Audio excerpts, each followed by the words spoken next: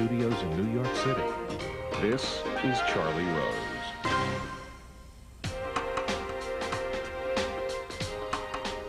Sophisticated filtration of information and manipulation of public opinion preceded the invasion in Iraq. Luckily, this time we managed to avoid an international escalation of the Syrian conflict. Vitaly Churkin is here. He is Russia's ambassador to the United Nations. Russia's playing an increasingly prominent role on the world stage. Along with the United States, it brokered the ongoing Geneva II conference, which aims to end the Syrian civil war. The country is also a key player in nuclear negotiations with Iran. Closer to home, President Vladimir Putin recently bailed out Ukraine's embattled government, a move seen as an attempt to increase Moscow's influence. The eyes of the world are on Russia as it prepares to host the Winter Olympics in Sochi next month. As concerns mount over terror threats, President Obama has offered the Kremlin full security assistance. For all those reasons, I'm pleased to have Vitaly Churkin back at this table. Welcome. Thank you very much. Good to be back. Let's start first at the G2 conference.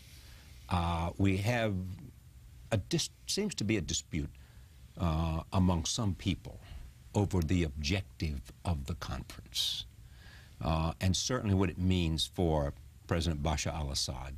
Where is Russia on this question? Well, the objective of the conference is to end the crisis in Syria, to end the fighting, to end the killing. And for that objective to be attainable, almost a year and a half ago, they negotiated the so-called Geneva Communique. And now it is regarded as the basis of the negotiations. But it's a very complex document. The main idea of the document is that the two parties should get together and discuss transition to a future Syria where everybody would be comfortable with, comfortable to live, all ethnic and religious groups which exist in that country. So this is where we're coming from. As to specific issues, they need to be negotiated between the Syrian parties. And this particular matter of the future of President Assad is certainly a very complex and delicate and thorny issue. And the government is adamant that he should stay. The opposition is adamant that he should go. I think it's a very wise tactic which Lakhdar Brahimi is going to try to carry through the UN the UN representative for the talks in his contacts with the parties, which have started today in Geneva, to try to find common ground on some issues first.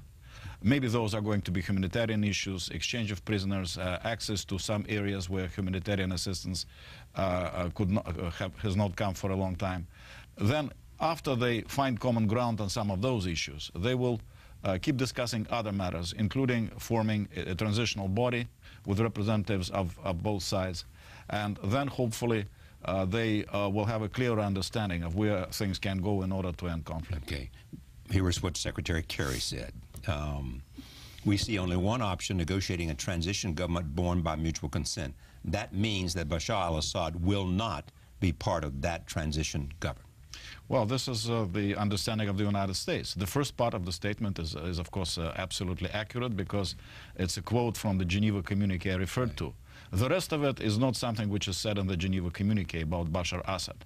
That issue was not directly addressed by the Geneva Communique, and obviously there is major difference between the two parties on that matter. So in order to have a realistic chance to move things forward, as I say, we believe that we need to tackle matters first where conceivably agreement can be reached between the government and the opposition.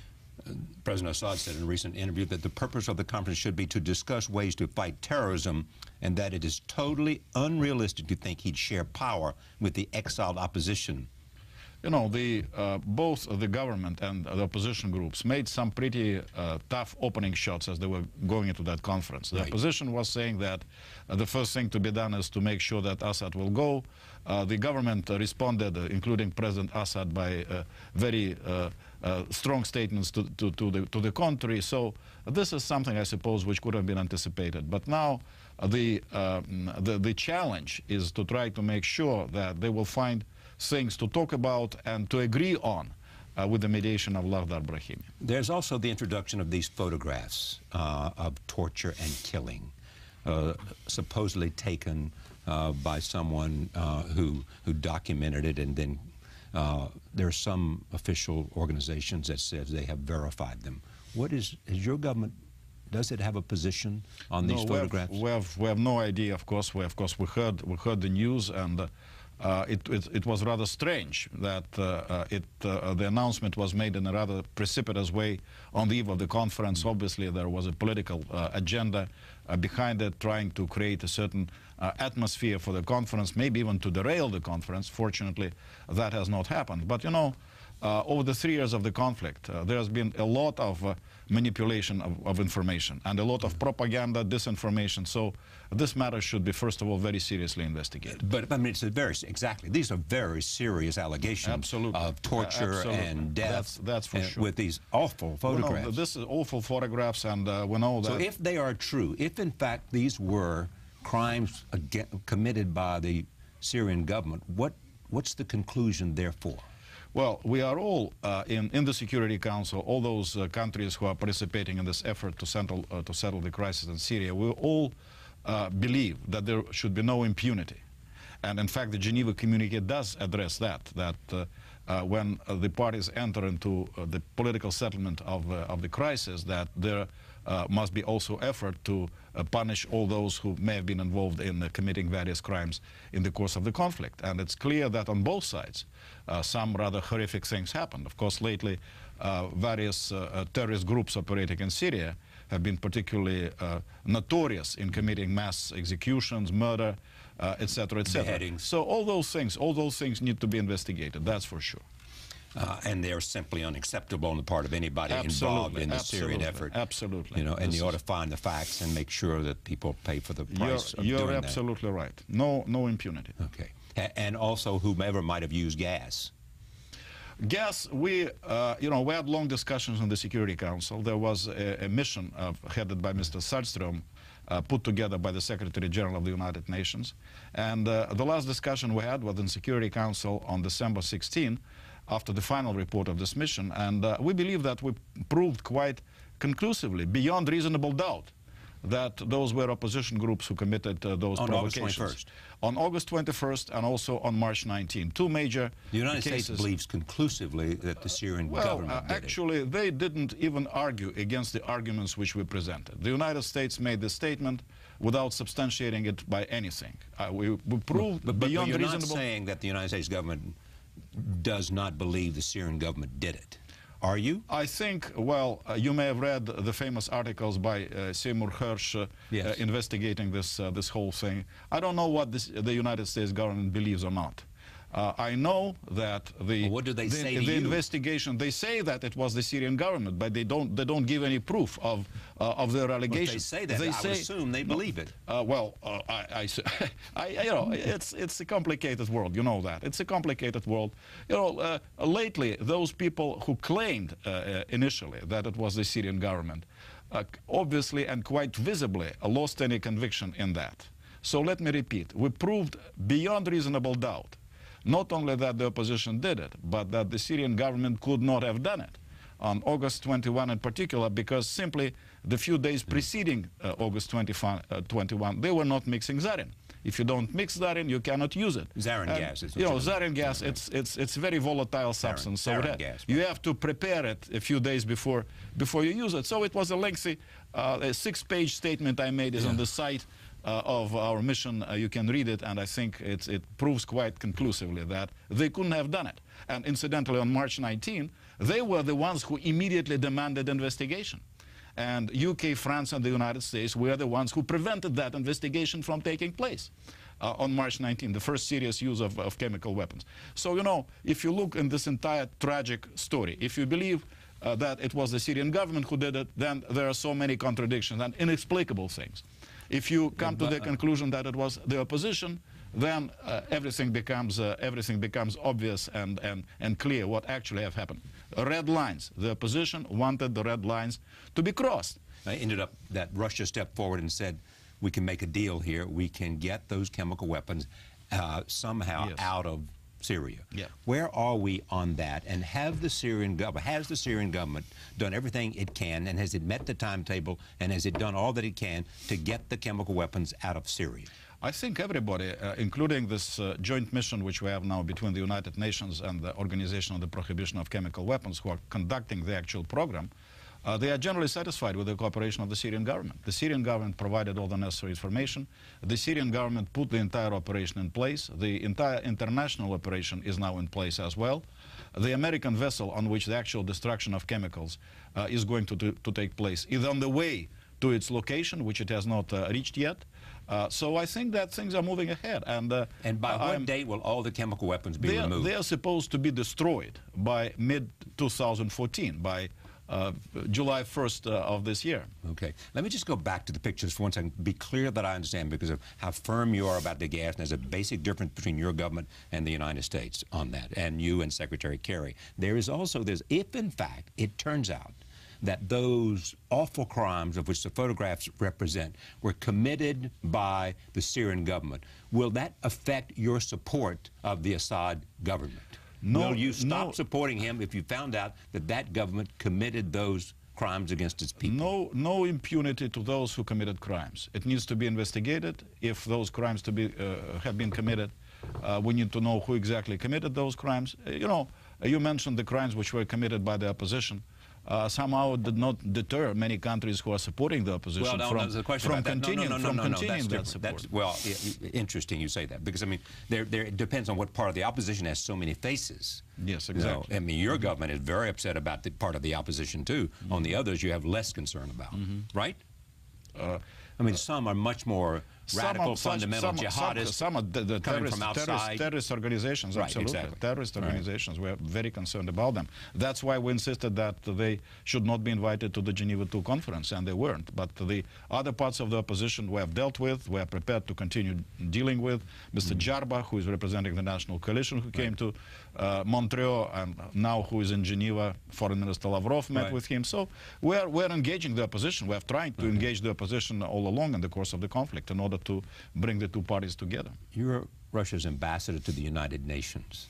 Your Secretary General said, we're inviting the Iranians. And then they took back the invitation. What happened? You know, I believe that Secretary General, I'm saying it kind of very personally, was misled by some people, and they were not necessarily the Iranians. They might have been the Iranians. The Iranians, he was not very happy with the Iranians, but the Iranians were not the only people who may have misled him. Well, who are these other people? Well, those who were putting pressure on the Secretary General not to invite Iran. But is it the United States that put the pressure on this? I think this is behind us, and this is not such a big deal, frankly, because in diplomacy things happen. Things happen. So I wouldn't exaggerate the importance. They don't have to be there to be present. Is that what you're saying? I wouldn't exaggerate the importance of this episode. What is important is what the Secretary General, actually his spokesperson, said about the participation of Iran. It was a very carefully written and very cleverly written statement.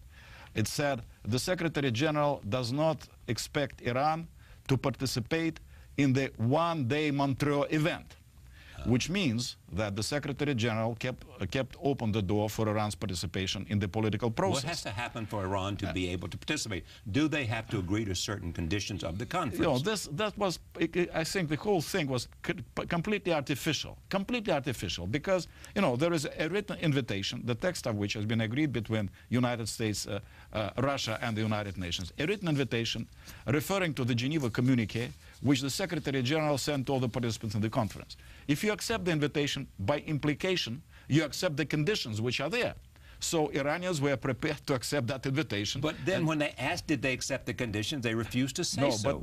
No, but wait, I mean, you're saying it's implied that they accept the conditions. Yet when asked if they agreed with the conditions, they said no. Listen, no, they did not say no. What did they say? They said they were prepared to come without preconditions. But essentially, you know, all other participants, some of them have interpreted the Geneva communique completely differently from what is actually said in the Geneva communique. But they were not required to swear in blood that you know, they were not going to depart from the Geneva communique. That requirement was only made exclusively of the Iranians. Secretary Kerry suggested, you know, they have troops on the ground in Syria, and therefore they shouldn't necessarily be. The United States was very reluctant about Iran, but I believe, I have reason to believe that the United States also understands that the Iranians need to participate in this process. And it's very encouraging, let me say, that in the interview which was shown yesterday on American television, Mr. Zarif, the foreign minister of Iran, did indicate demonstrate that Iranians are prepared to participate in this political process, which I think everybody is interested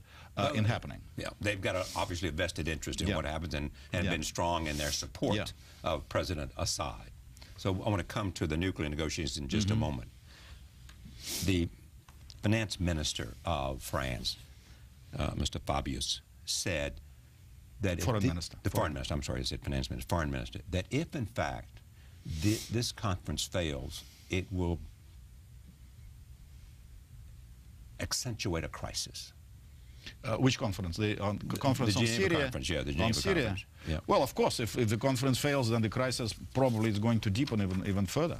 He said if it fails, it will be a real crisis. Is exactly what he said. I cannot comment on the foreign minister of France, but I think there is a real crisis. There is a crisis enough.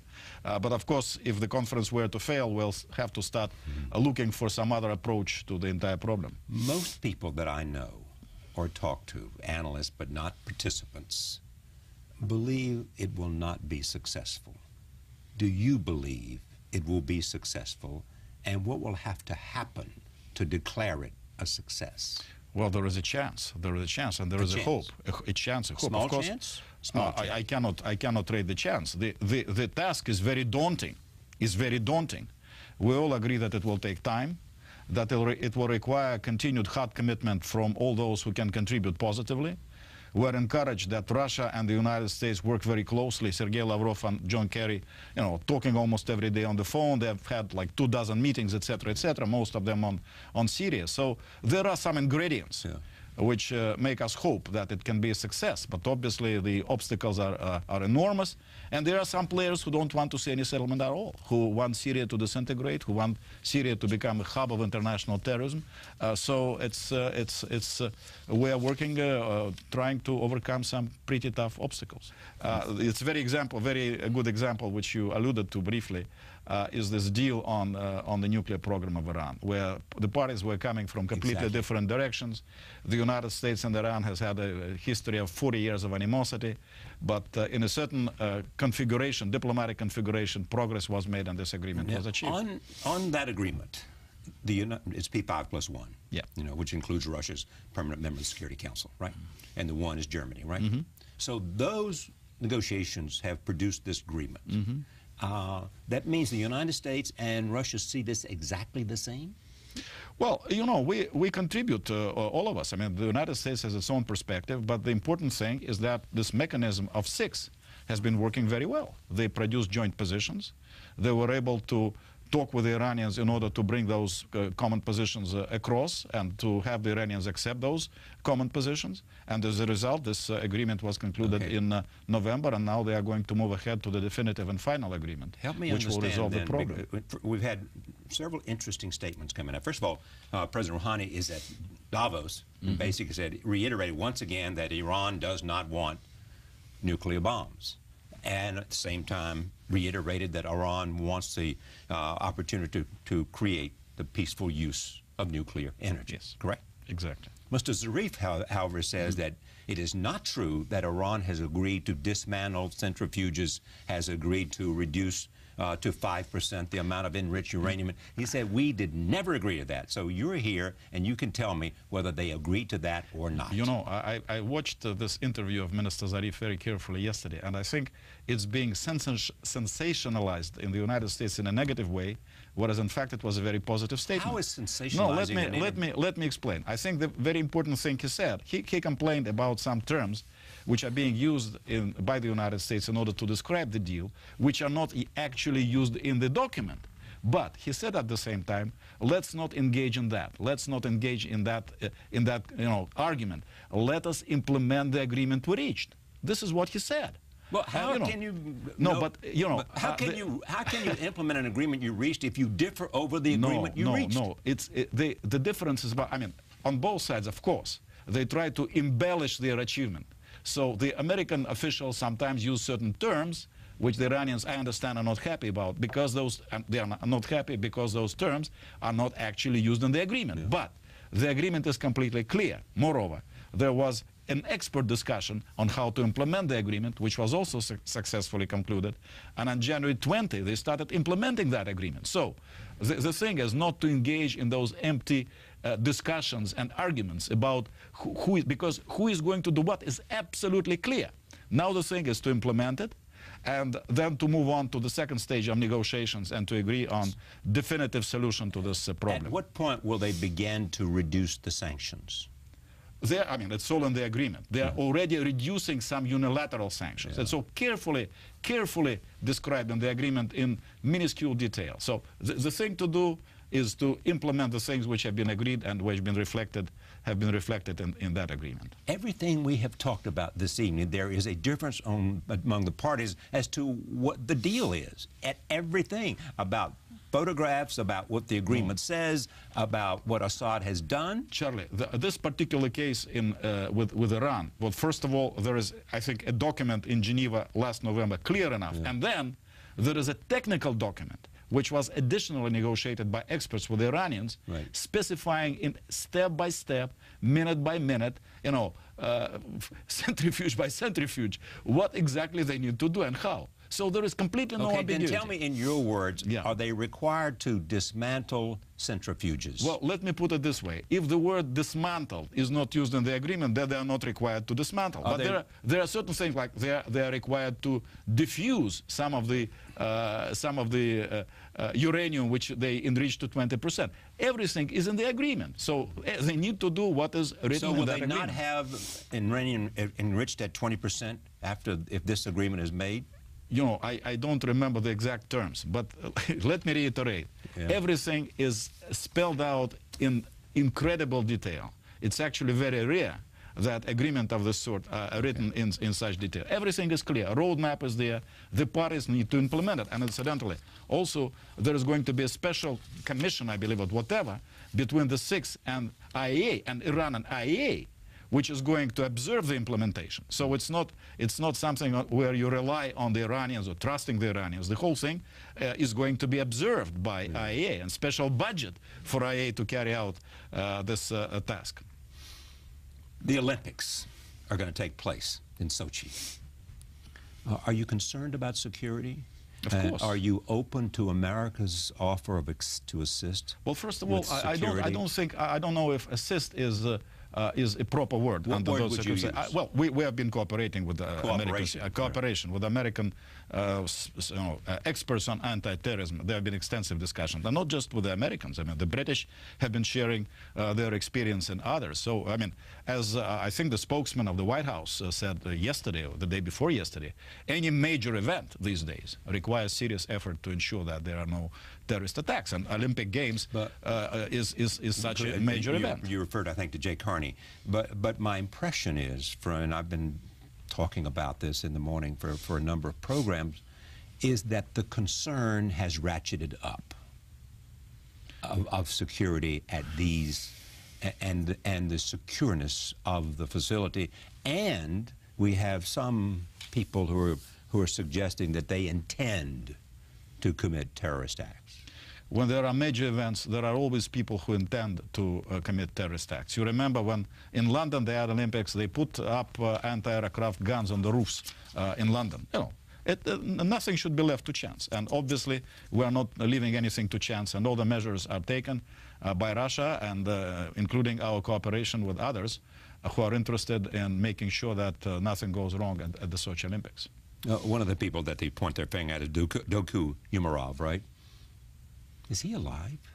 There were reports that he may have been killed, but that has not been confirmed yet. Yeah. So the important thing here is that you take seriously this and you assure those Olympians that they will be secure and their families who come to these games will be secure, and that the Russian government will cooperate with everybody to make sure that happens. We are cooperating with everybody. We are taking all the efforts which can be taken in order to make that a secure Olympics. Yes. Let me talk about Edward Snowden for a moment.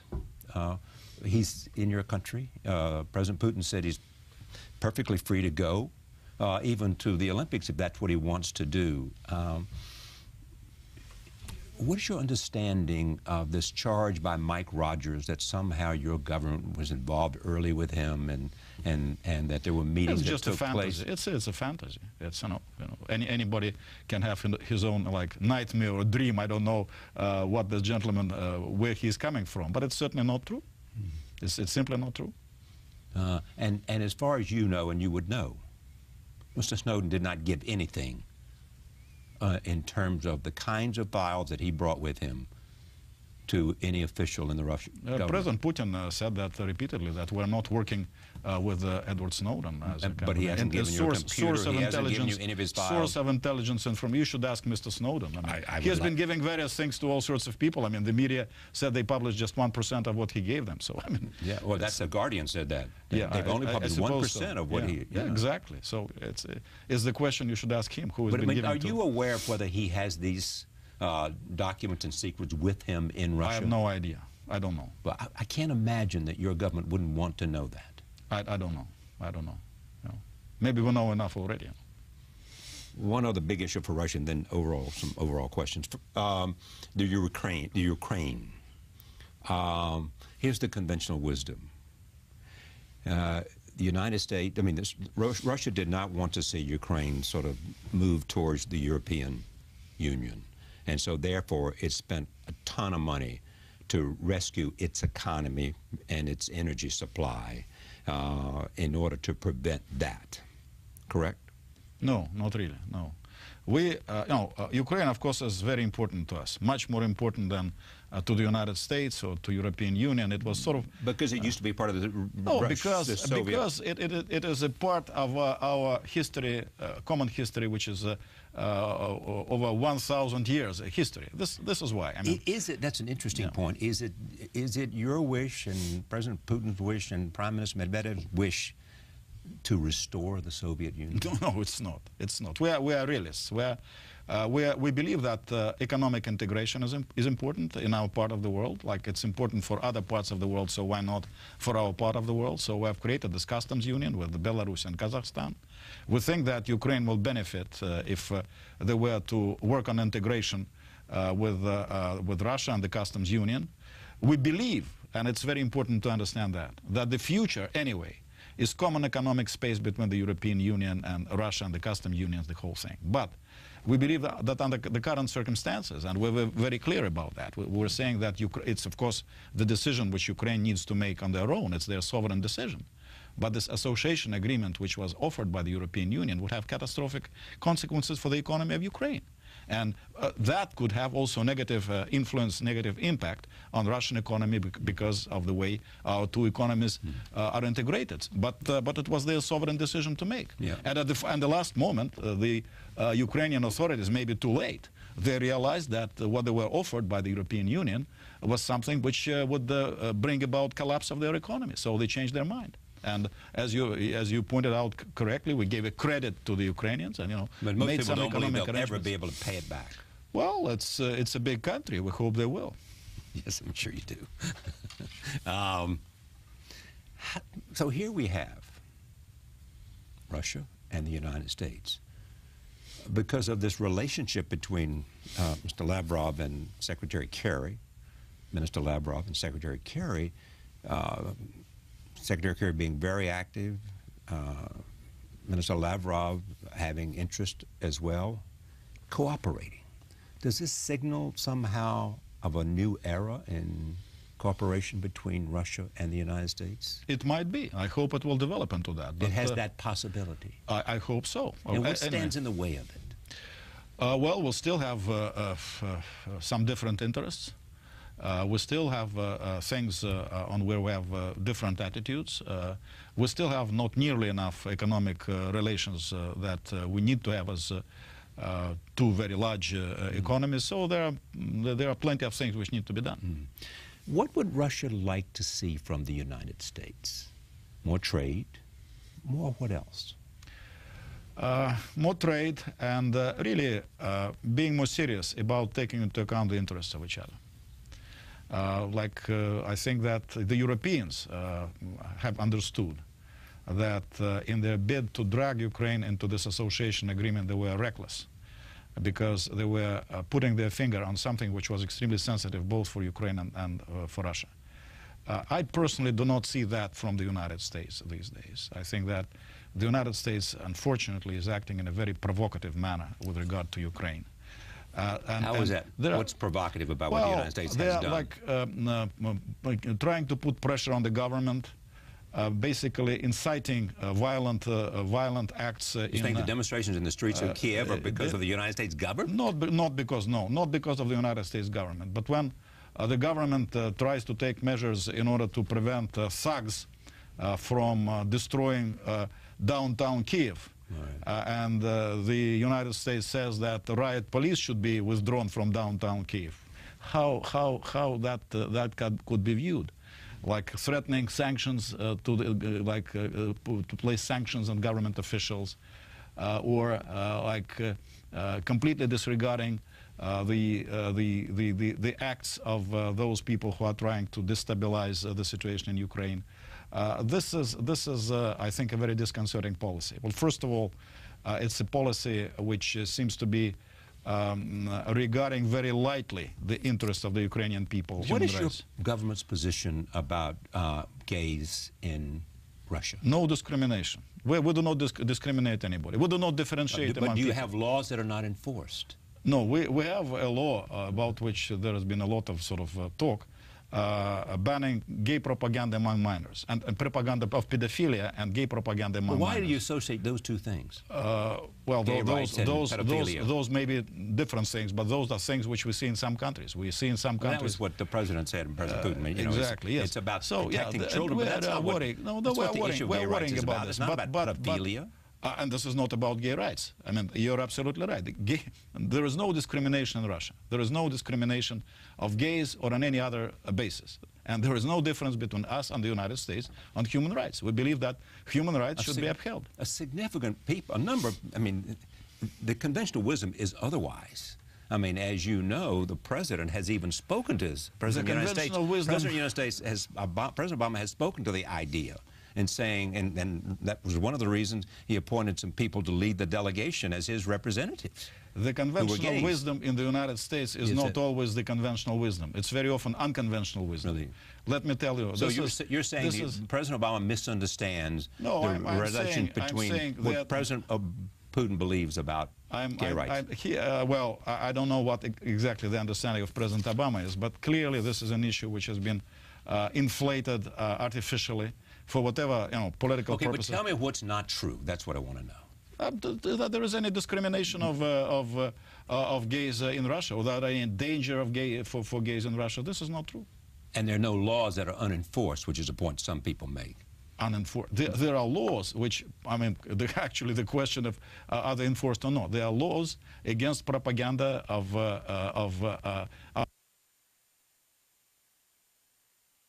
law, which is there on the books. I don't know if it has ever been applied. Probably not. But there is such law, yes, which was adopted, I think, last spring by our parliament. But it has not created any discrimination for anybody. How do you define propaganda? You know that when you see it, to remember this famous expression. Potter Stewart about pornography. Yes. I don't know how to define it, but I know it when I see it, is what he said.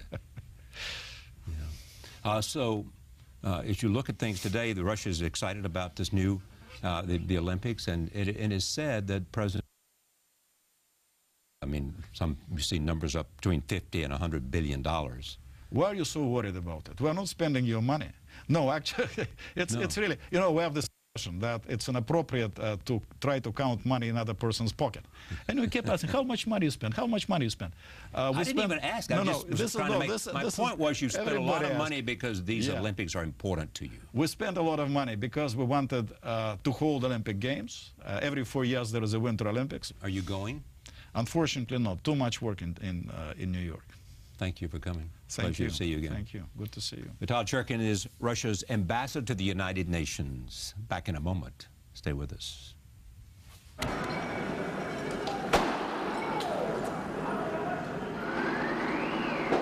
We focus tonight on Turkey. Prime Minister Erdogan's government is being accused of corruption. Several ministers have resigned, and the cabinet has been reshuffled. Erdogan has called it a coup attempt by the judiciary. It is widely believed that followers of Fethullah Gulen are involved. He is a reclusive preacher residing in exile in the Poconos in Pennsylvania. Gulen and Erdogan have joined forces over the last decade as a series of trials reduced the political influence of the military. Many accuse the government of using the trials to curb the opposition. Joining me now from Washington, James Jeffrey. He is the former U.S. ambassador to Turkey and Iraq. Here in New York, Dexter Fulkins of the New Yorker magazine, Elmira Merasli. She is a fellow at the World Policy Institute. Lastly, on the phone from Istanbul is Benjamin Harvey. He is the Bloomberg bureau chief in Turkey. I am pleased to have each of them here. Ambassador, tell me what you think is happening at the moment in Turkey, and what does it mean? First of all, what we're seeing is, as you said, a power struggle between the Gülenist faction, which is part of Erdogan's ruling AK party, and Prime Minister Erdogan himself. Many of the other institutions that have had a sort of independent or separate existence in a pluralistic system have been accommodated or otherwise shunted aside by Prime Minister Erdogan. He's got probably a majority of the population behind him, and he's doing his best to continue to expand his power, which is normal in any democratic system or any other system. The Gülenist people feel threatened, and they are reacting against this by having people in the administration, particularly the judiciary and police, unveil these